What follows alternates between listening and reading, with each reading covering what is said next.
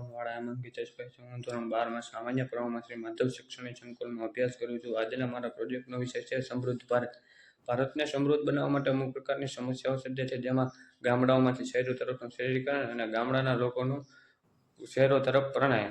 આ પ્રકારની સમસ્યાઓથી અમુક અસરો ઉપજે છે, જેમાં ગામડાની ઉપજાઉ જમીનો પડતર બને છે તથા ગામડાઓમાંથી છતાં વધુ પડતા શહેરીકરણ થવાથી શહેરોમાં પ્રદૂષણમાં વધારો થાય છે, જેથી વાતાવરણની ગતિવિધિઓ પણ ખોરવાય છે, જેમાં હવાનું પ્રદૂષણ, અવાજનું પ્રદૂષણ તથા ટ્રાફિકની સમસ્યાઓથી અનેક પ્રકારના પ્રદૂષણો થાય છે, જેથી કુદરતની સાંકળ તૂટે છે.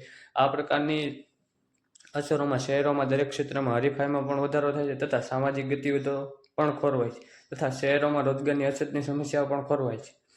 આ સમસ્યાઓ અને અસરોના ઉકેલ માટે અમુક પ્રકારના પગલાં લેવા જરૂરી છે, જેમાં ગામડાઓમાં ઓર્ગેનિક ખેતી, પશુ ઉદ્યોગ, મરઘા બતકા ઉછેર, ડેરી ઉદ્યોગ જેવા ઉદ્યોગોને પ્રોત્સાહન અને એનો વિકાસ કરવાથી ગામડાઓમાં નવી રોજગારીની તકોનું સર્જન કરી શકાય છે. તેથી ગામડાઓમાં સુવિધાઓ અને પ્રાથમિક સગવડો પૂરી પાડી શકાય છે, જેથી ગામડાઓમાં સુવિધાઓની અછતને કારણે જે લોકો શહેરોમાં વસવાટ કરવા જાય છે તેઓની સંખ્યા ઘટશે અને તેઓને ગામડામાં રહેવાની ઈચ્છા જાગશે, તેથી શહેરોમાં જતા લોકોની સંખ્યામાં ઘટાડો આવશે. આ પ્રકારની સમસ્યાઓના ઉકેલ માટે આ પગલાં લેવાથી ગામડાઓ સ્વાવલંબી બનશે અને એમાં સુવિધાઓ અને સગવડોમાં વધારો કરી શકાય છે. આ પ્રકારના પગલાં લેવાથી અમુક પ્રકારના ફાયદા થાય છે, જેમાં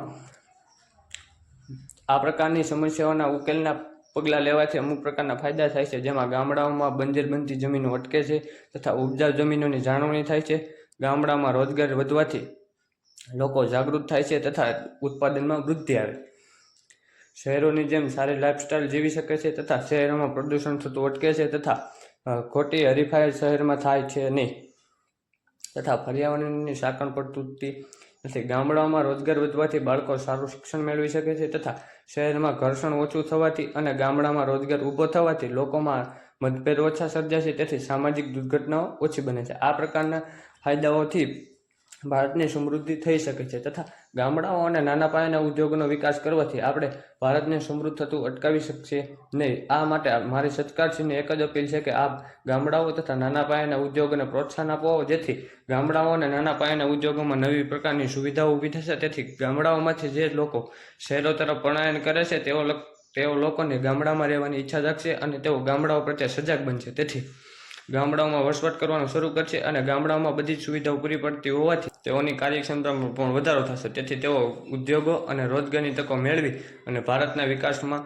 પોતાનો ફાળો આપી શકશે. આ માટે ગામડાઓ અને નાના પાયાના ઉદ્યોગોનો વિકાસ થવાથી ભારતની સમૃદ્ધિ થતાં કોઈ અટકાવી શકતું નથી. જય હિન્દ, જય ભારત.